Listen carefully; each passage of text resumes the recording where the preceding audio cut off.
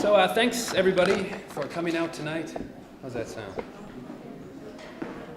Thanks to the tireless members of the board of the Spirit Lake Poetry Series, to the members of the Prove Collective for donating this wonderful space, the Arrowhead Regional Arts Council, the English Department at the College of St. Scholastica, and the Manitou Fund, for without their support none of this would have been possible.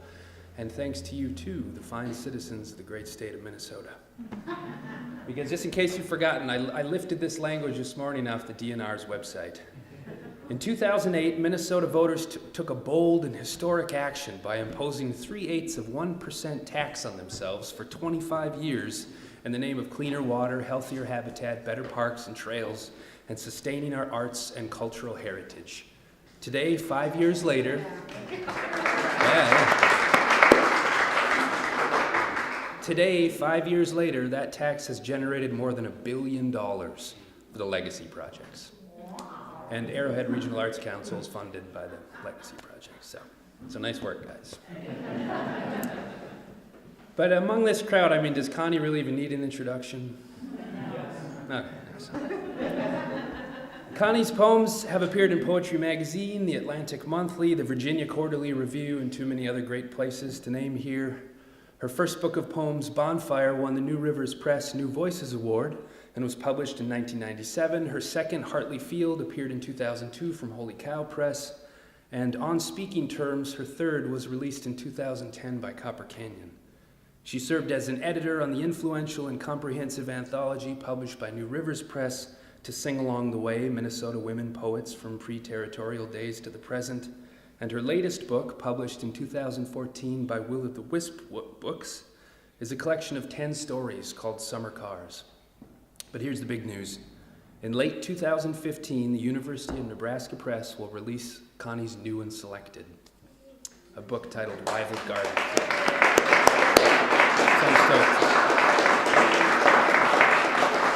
Now let's not forget that one time the Poet Laureate of the United States named her Witter Binner Fellow, Library of Congress. She was honored with the George Morrison Artist Award, an award given to those who have contributed to the arts over the Northland for a period of many years. And I've had the good fortune of being able to introduce Connie for more than a few times now. And each time I'd walk away kind of muttering to myself like proof rock, that's not it at all. That's not what I meant at all. Of course, like our best poets, her work has an ineffable quality that is distinctly its own, yet I try year after year to describe it. It was a silence, I mistakenly said, in 2005 behind her poems. Then, in 2007, I called it a stillness. But in 2009, I realized there's nothing still about her poems. They're like little rooms of radical change. But there was this presence unaccounted for, so unsure of my own metaphors, I leaned on another by a more successful metaphor maker, Robert Olin Butler, who said that walking into the same room as one of his characters was like coming upon a mountain in the dark. But that's not it. That's not what I meant. More recently, I discovered in his essay called The Unsayable Said, Donald Hall's metaphor, which may come closer to the experience. He said that when we read great poems, we often feel more emotion than we can reasonably account for, which we know this, of course. But he called this response the secret room. He said that friends of his had bought an old house in the country, and after they furnished it and settled down, they became aware of their floor plan and that it made no sense. So peeling off some wallpaper, they found a door that pried open to reveal a tiny room, sealed off and hidden. The unsayable builds a secret room in the best poems, which defy explanation. So maybe that's it. Maybe not. So instead of making a fool of myself once again trying to describe what it is I love about Connie's poems, I'm just going to tell you what I love about Connie. She's kind, generous, honest, yet not afraid to drop the axe. When I moved back to Duluth and was mostly devoid of any writing community, she took me in. She invited me into her home where she and her husband Phil read whole manuscripts of my fledgling poems. She suffered my arrogance and my ignorance with patience and humility and sent me away with criticisms that to this day I still consider. And for that, I am eternally grateful. So it gives me great pleasure to introduce Connie Wanek.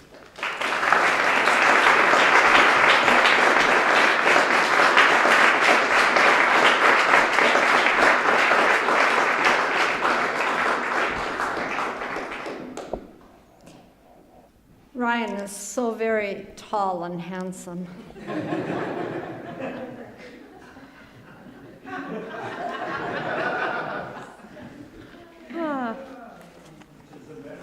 And he's a dad too, you know. And some of you know my daughter Hannah, who just had a baby 2 weeks ago today. So yeah, I know. It's just amazing. What I was thinking I would do, first of all, it's fabulous to be back here in Duluth. A lot of you know that we're sort of homeless, living out of the car now.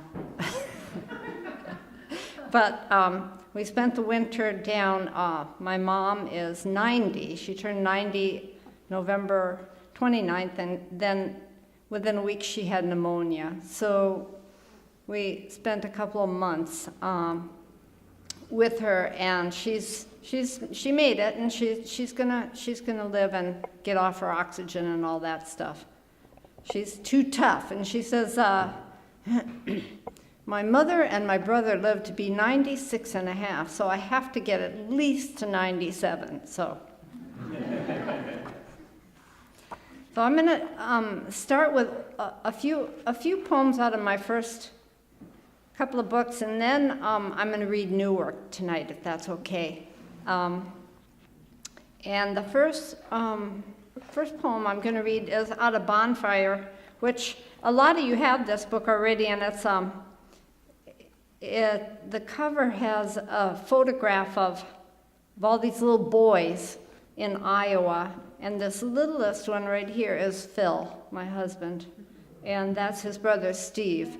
And it was a painting from a photograph that my mother-in-law took, and my son had this tattooed on his side. So if he lifts up his shirt, I don't know. However I feel about tattoos, I can't criticize that one, you know. So, okay, this first poem is called April.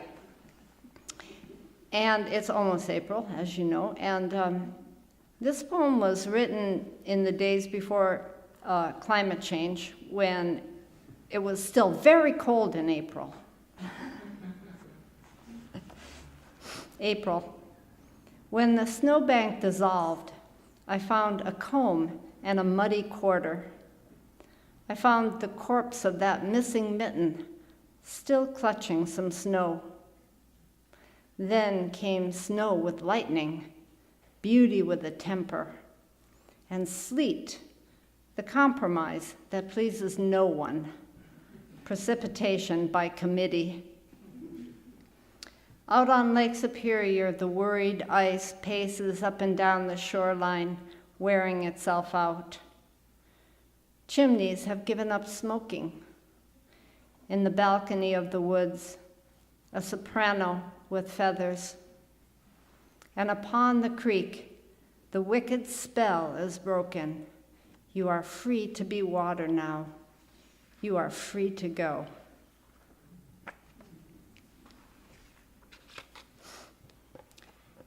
And this other poem from Bonfire is called Abstract.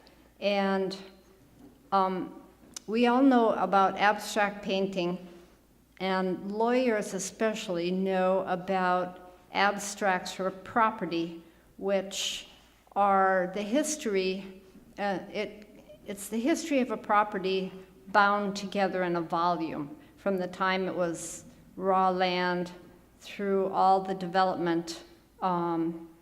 And in the old days, when you bought a house, you got this history of the house. You got the abstract. And we bought a house once that I was given the abstract, and I just read it, and it was so interesting. And I wrote this poem about it here in Duluth. The story begins 100 years ago. Notations in that fine antique hand, the getting and losing of a piece of land, ending with us. 2 wives became widows in this house. walked from window to window, looking out, shrinking in their dresses, patting their shoes with Kleenex. The lake was always there, the fog climbed the hill, and the moon grew stout and thin, per the promissory note. Teeth fell out. There was a divorce. Solvig got the house. And at last, the two children who fought so bitterly had to divide by equal shares, share and share alike, the southerly 100 feet of Lot 9 Endion subdivision, together with all improvements. It was the sister who stayed on. It was she who saw the peonies through the dry year, who took the broom to the wasp nest in the soffit, who embraced those endless domestic economies, and who penciled into the margins padlock combinations, paint colors, the Latin names of her perennials.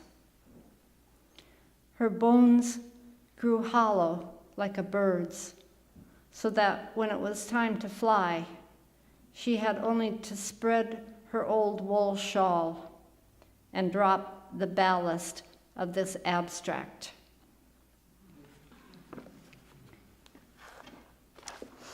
And my second book, Hartley Field, has a cover by Anne Jenkins. A lot of you know Anne. And of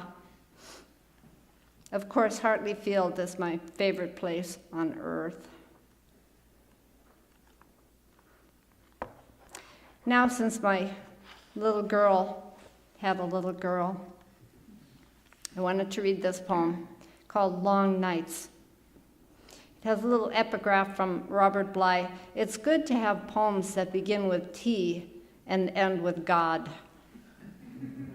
I'm not sure what's good about it, but I believe it. And my mother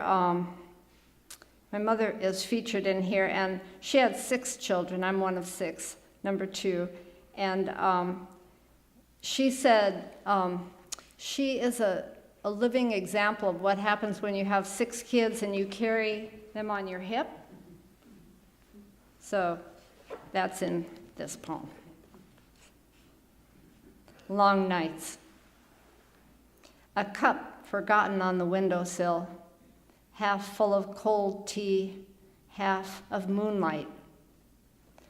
The rocking chair sits alone now, its back erect and its seat ample. There I nursed the first baby and read the Alexandria Quartet, wherein a child was a further romance. I still feel her in my arms, limp with sleep, and see her heartbeat in her fontanelle. Whenever I tried to lay her in her crib, her eyes flew open. Let her cry, they said, but I never let her cry.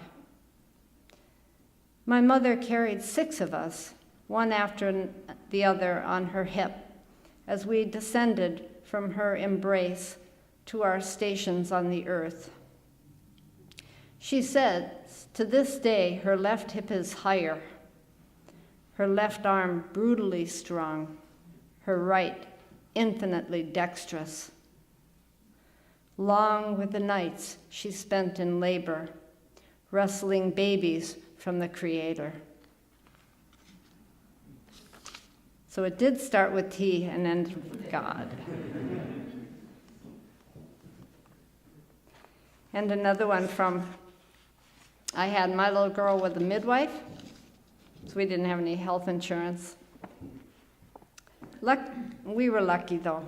We were young and healthy and lucky. This is called The Midwife. She was a medium, a fortune teller, or an emissary sent to God himself to beg humbly that the child come whole and sound and soon. Her hands were so clean, the nails clipped or bitten, the skin dry and tight. She slept off and on, accustomed to resting when she could in a better chair, like a traveler crossing the frontier between tragedy and comedy, land forever claimed by both sides. What she witnessed was the opposite of drowning, a reenactment of the moment the first amphibian took a breath, the tadpole of a child swimming eagerly into her hands.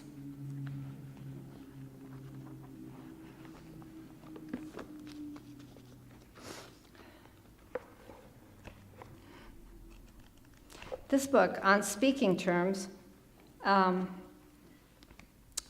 came out in 2010.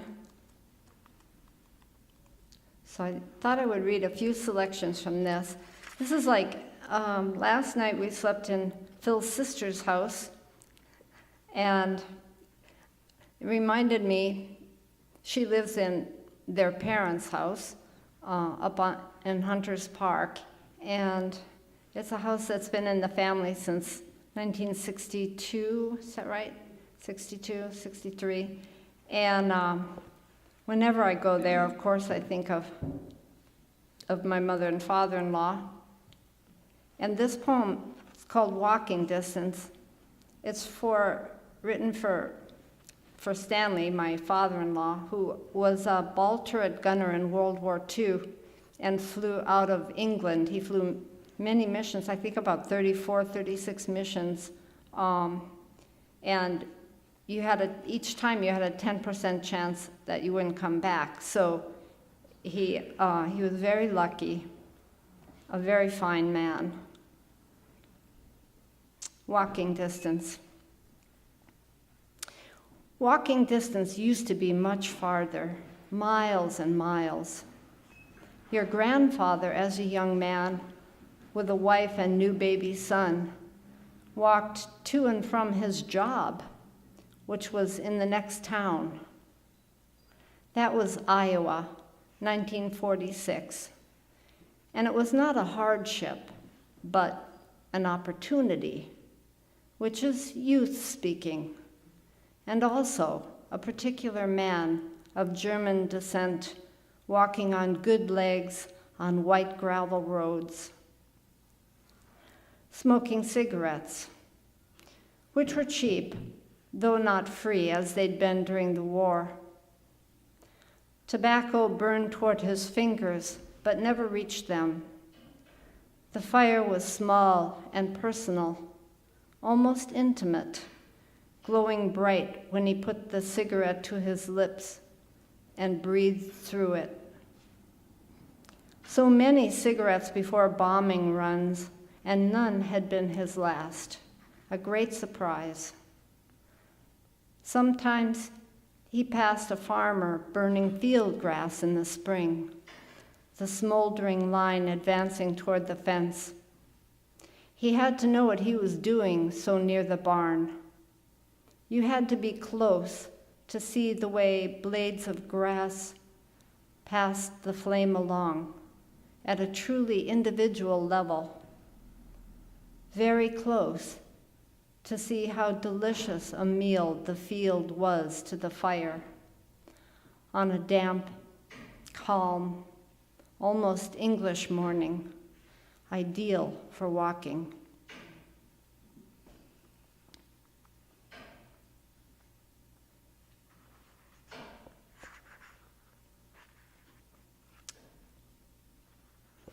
This is a poem for Duluth. I have many poems for Duluth. This one is particularly for this season in Duluth. It's called Old Snow. Thaws have taken their toll, and once rain fell across the white hills. The snow is half ice now, granulated and industrial, and the men in the yard have lost their cold teeth and are hollow-eyed and helpless. They've been loyal to the picket line all winter, watching scabs come and go. Old snow has layers like a canyon wall, a season precisely recorded.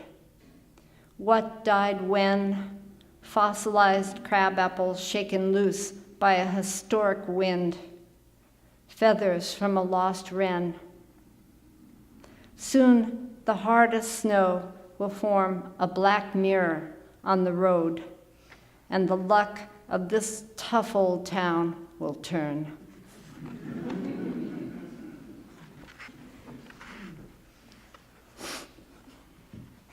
And it's, of course, nearly time for ice out.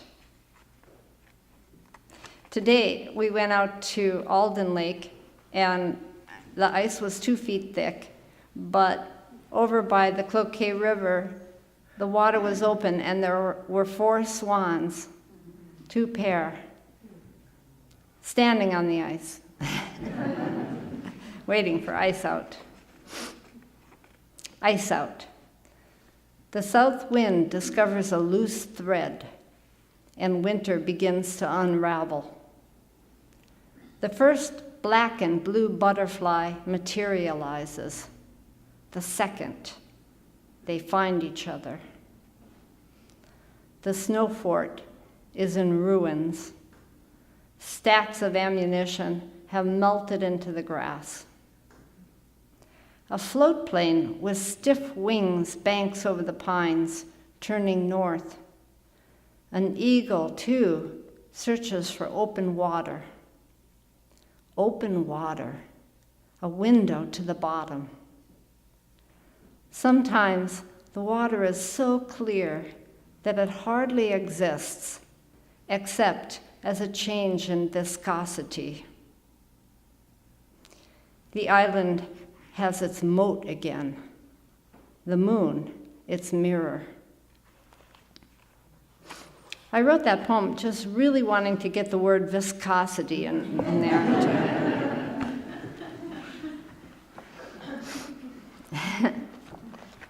Now, this little tiny book of prose that Ryan mentioned, it's got 10 little stories, and how I came to write them, I do not know, except that once I found this little tiny thing in the newspaper, and it really appealed to me. It has some percentages here. It's called Figuratively Speaking. Percentage of drivers who admit they've thanked their vehicles, 46%. Percentage who have complimented their cars on their dependability, 35%. Percentage who admit they have given a nice rub to the dashboard or some other sweet spot, 17%. Percentage, this is me. Percentage who have tried to bribe their vehicles into behaving by offering such things as a car wash or premium gasoline, 17%. Yeah, that's me. So somehow I thought about, you know how about this time of year, really a little bit more like closer to May 1st, you see the first cars out on the road that have been in the garage all winter long. And these cars cannot be exposed to any rust. And this is why you must wait. And they are often, you know, a treasured Bonneville or something of the sort. And so I thought I would write a poem called Summer Cars when I saw one of these cars. And so I tried a poem, but then I just kept having ideas, you know, and I kept thinking of different kinds of summer cars, pretty soon, like, what about a golf cart? That's a summer car, you know, and just like lots of ideas kept coming to me. So I ended up writing 10 little stories, and I just thought I would read like a paragraph or two. Just one guy who, what he really liked about his little red Triumph is this car never told him to take care of himself, to buckle up or turn here or there. One thing he loved, the only miles on the odometer were miles he had driven, except for the first 11. Once long ago, he made up his mind to sell the car. A man can become too attached. But the impulse passed, and now he knew that he never would. So these are the cars. One of them is a little orange VW Bug.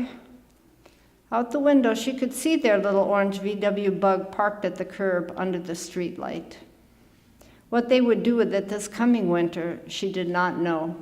It had spent 20 years in the Marshall's big carriage house turned garage, but that would no longer be possible.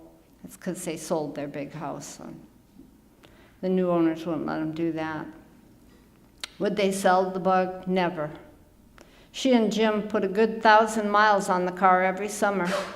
But winters mean salty roads, which meant rust. Also, it had to be admitted that the VW, lacking a heater, was poorly suited to northern Minnesota Januaries, Novembers, Decembers, Februaries also, plus Octobers and Marches and most Aprils. So that's what the book is like. It's just a little prose thing, and there's 10 little stories about various cars. Now I'll read a few new poems. All right. This is, so a new and selected, which is going to be my next book, is, it takes selections from my first 3 books, and then it has about 50 new poems, 50 to 60 new poems. So, and the whole book is called Rival Gardens. And I think a hysterical vegetable gardener, you know, I'm just, so, you know, and I'm always looking at the neighbor thinking, and I have these dreams about now that people have started their gardens and I haven't, you know, and their gardens are getting bigger and bigger and mine is not planted yet. So that's what kind of gardener I am. This is called Garter Snake. And there's a little epigraph from the Bible, from Genesis. But the serpent said to the woman, "You will not die." Garter Snake. If you were whole and willing, I'd invite you under my skirt to hold up my stocking, little snake, silk muscled and elastic. But you're timid, and you've lost your tail tip, a mishap in a cool August foreshadow, or unluck among hawks. I'm glad you aren't your brother. I found him flat and empty crossing the road, pressed smooth by one tread after another. Charming, your serious eyes and quick pink tongue, your swimmy gestures toward the garden, your liquefaction. I'm right behind you, darling, though we're both cautious and curious. All these years on earth, yet I still have 1,000 questions. Some of you know that when we lived on Tisher Road, we built the Folly, a little building.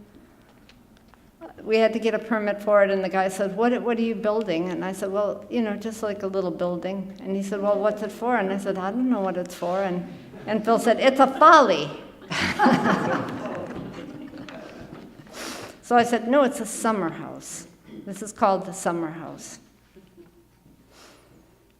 I wanted a wall to kneel before, planting hollyhocks. Yes, a folly. More whimsy than work. Crooked, if that's what it took.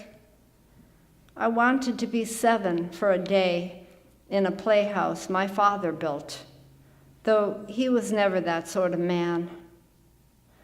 I'd need a hook for my hat and a hook for my jacket on a tugboat sailing through the birches, pulling, at a safe distance, the rest of the world. It would be a blind, too, where we'd hide to watch the black bear saunter down our apple tree trail, and the fall buck scrape the velvet from his antlers on anything handy, anything hard. I wanted to paint clean pine boards in the autumn, with long brushstrokes, the way you run your hand across a horse's back from the withers to the rump. If I closed my eyes and said, "There's no place like home," where would the whirlwind take me?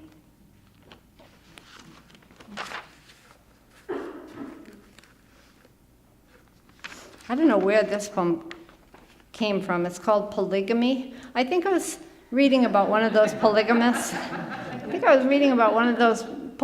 And thinking how, how most men are said to hate marriage and, not want to be tied down. And this is a guy who wants to marry like 20 people, so polygamy. But it also goes back to a very, very early memory. When I was just a little girl on what was left of a farm outside of Green Bay, Wisconsin, before we moved out to New Mexico.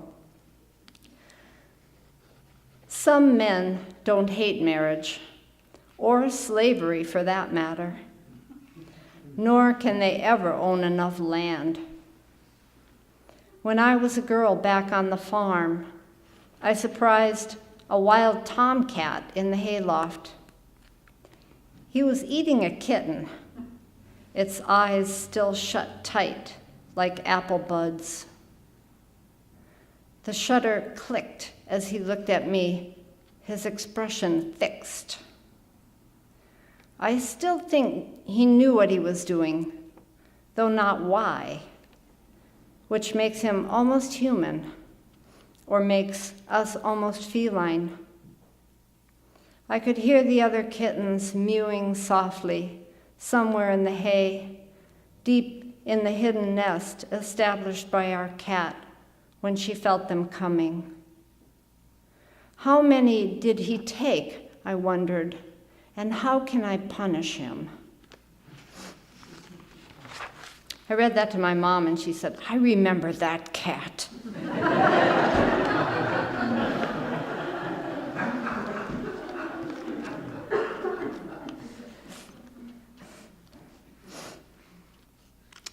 This is an ordinary crisis. I think probably you've all had this experience sometime in childhood. I don't recall what unfairness made me pack to run away.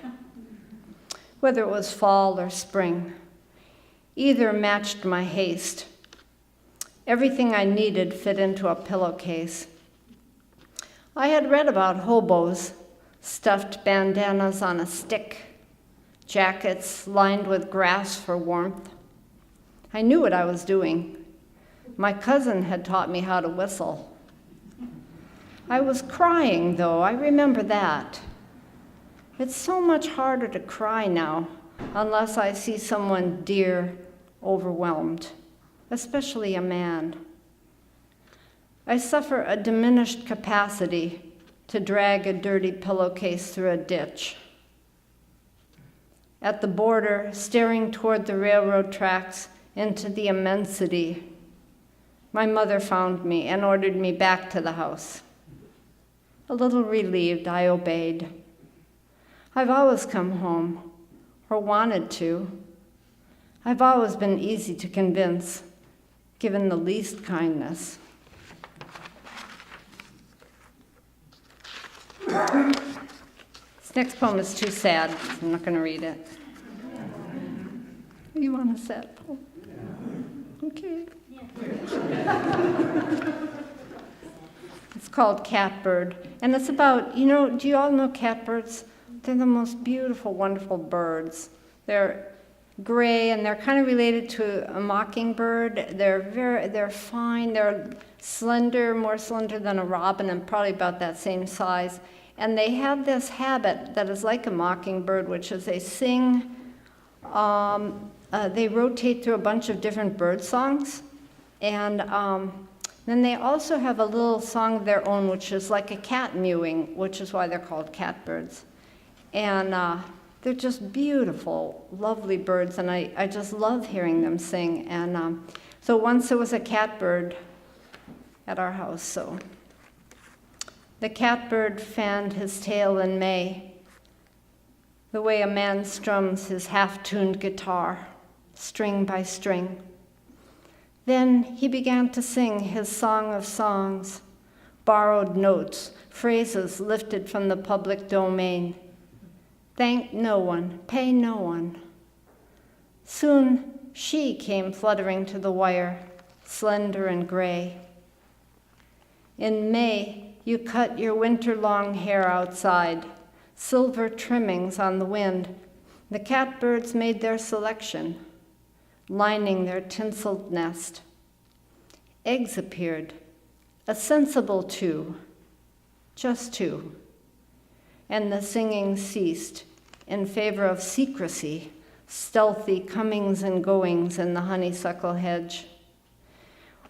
Why do we regard all this as instinct? As opposed to what? Reason? Why did we have children? Because I suddenly wanted to. That was our reason. One day you came through the open summer door. Something terrible has happened. You had found a half-fledged chick drowned in the rain barrel and pulled it out with a clothespin. A few days later, the other lay near the driveway, its tiny beak swarming with ants. That's business. That's capitalism. And from the center of the hedge, the mother called to them all day and again, all day and again. I listened as I pollinated squash blossoms with a watercolor brush. Where were the bees this year? She sang in a minor key, and I took it personally. Sometimes love seems just another word for work, but we can't let that stop us. That same summer, weddings came to pass, and divorces. Homes stood empty. The chances were never quite 50-50. But for scavengers, the odds were better. No, it's sad. It really is. Last star. Open the coming day to the table of contents. The first chapter, the last star, begins. All the fawn spots faded, except one. It seemed the robin would never stop singing, if singing's the word. More like the scribbles of a child imitating cursive, certain everything means something. Does a mare remember being a foal as she cares for her own, her first? Suddenly, I found my neck was long enough and I could graze. Afterward, she forgot the taste of milk, but she kept the white star shining on her forehead. Perhaps this day holds such promise, you turn to the last page to be sure. The one you love most must still be alive, or you'll go no further.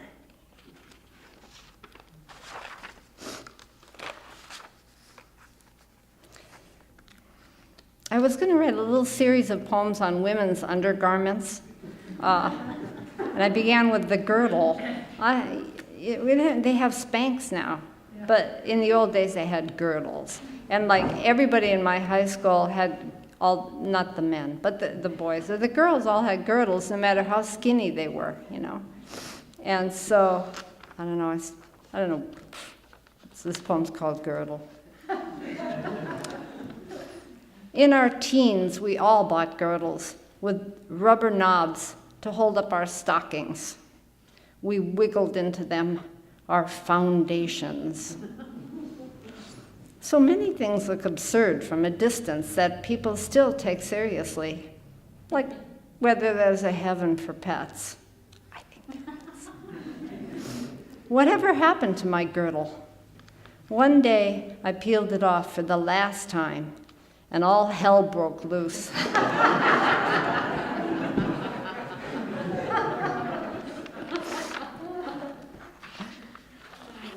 I'm just going to read a few more, but this little group that I'm going to read next, I have to read these. These are little poems about Mrs. God. Have you ever wondered why people haven't written more about Mrs. God? I have, and I've done a lot of study, and not very many people have, especially poetry. So at first, of course, I imagined Mrs. God is a lot like my mother. So this is Mrs. God. Someone had to do the dirty work, spading the garden, moving mountains, keeping the darkness out of the light. And she took every imperfection personally. Mr. Big Ideas, sure, but someone had to run the numbers. Then talk about babies. He never imagined so many. That was part of his charm, of course, his frank amazement at consequences. The pretty songs he gave the finches, those spoke to his innocence, his ability to regard every moment as fresh.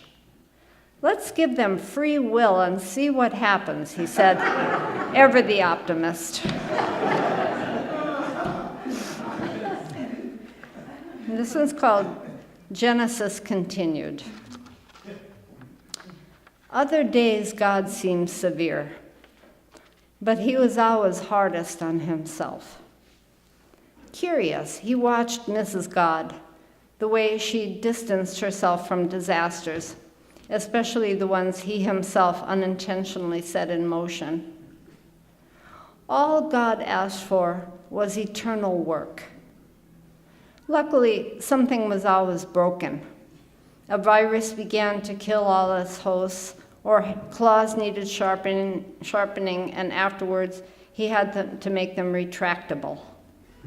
Weather was a challenge, finicky, like those old carburetors.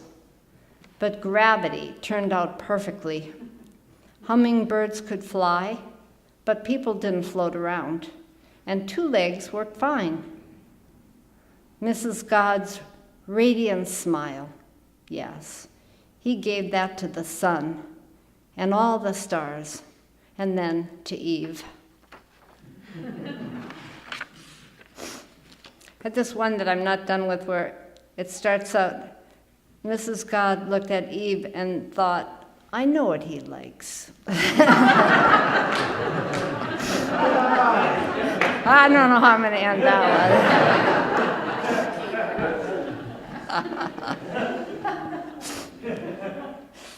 one. Okay, this is Day of Rest. The good Lord had primer on his hands, but paint could wait till Monday, Mrs. God assured him, seeing how tired he was. He said, you should talk, you're still working. It's true, she was wearing her garden gloves and pants with muddy knees. Well, Eden's almost done for the season. Bare, ruined choirs in the arbor where late we walked. Choirs, he mused. Is that a new word? She smiled. How do you think we should spell it? From a distance, Earth was turning into a masterpiece. God pondered a second sun so there'd never be a dark side. No, she reflected, one noon is plenty, and see how rich the blues are as the light fades. Perhaps a moon then, just a little one. And that bit of tinkering was all they did for the rest of the day. The last of these that I'm going to read is called First Love. After God created love, he felt himself swooning. What is this? He cried out to Mrs. God. What have I done? Is it a kind of music? It bears a strong resemblance, she said softly, watching the warm sea begin to rise and fall, as though longing for the moon. Take slow, deep breaths, she advised, and it will pass. But it didn't. All day, God wandered in Eden on the verge of weeping. the tree of the knowledge of good and evil, was in full bloom. He'd made it self-pollinating, but now he changed his mind and decided that to fruit, a second tree must be planted nearby. Close, but not too close, said Mrs. God, the horticulturalist advised. The bees will find it. Another evening, glorious among the clouds. She was humming, mending something, when God touched her shoulder. Yes, she said, smiling, yes, it was a good day. And it was good.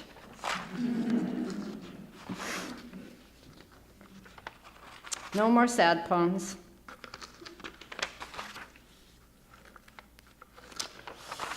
All right. Are there any other kind?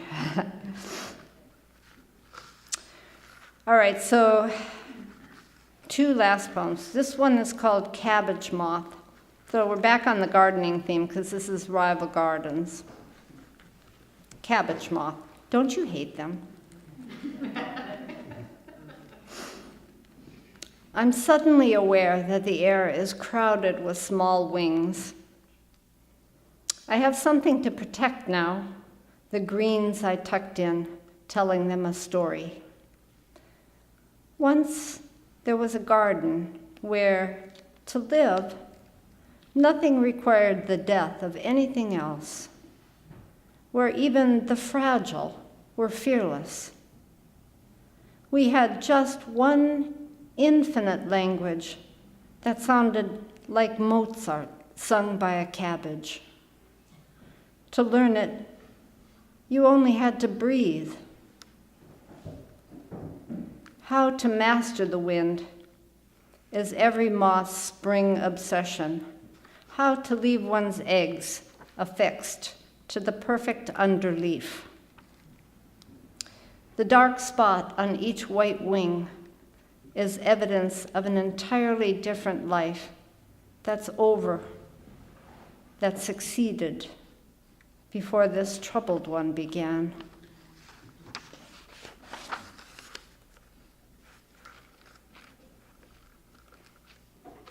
The last poem is called Also by This Gardener.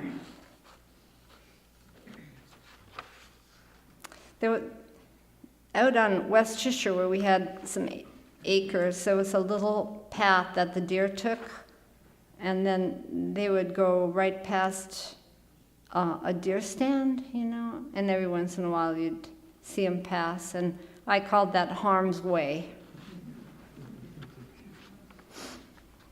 Also by this gardener. The yard and woods shared ferns, but who owned the 7 birches? Deer that crossed the property line became mine before they strolled up harm's way. The sun tells when to plant and where, if you care about your yield, and in which field will the spring lambs learn their colors and become numbers. Last season's mud hardened on the shovel. I was raised to hate that, to love order, corn and mounds in a row. I was taught to measure the inches between fences. But I learned to surrender. Here are all my keys to the land, this handful of seeds. Thanks, you guys.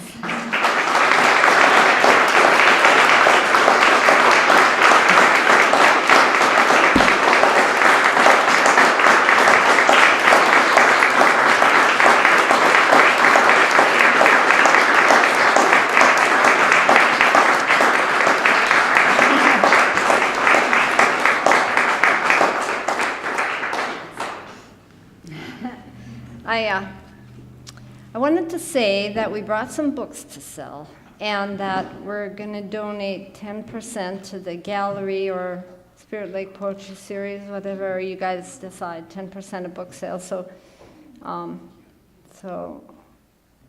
some of it goes to a good cause. Thank you again so very much. It's wonderful to see you all.